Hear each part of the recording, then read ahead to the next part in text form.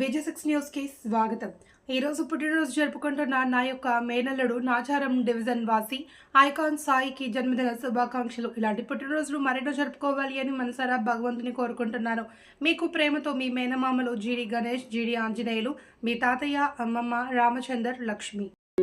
వర్ధిల్లు వెయ్యేళ్ళు, జీవించు నూరేళ్ళు, తరించి వాళ్ళు స్మరిస్తూ అయినోళ్ళు. నేల తల్లి గొంతు ఎత్తి పల్లెలన్నీ పల్లవించి తెలిపినాయి నీకు జన్మదిన శుభాకాంక్షలే. నేల మీద జారి పడ్డ చంద్రుడా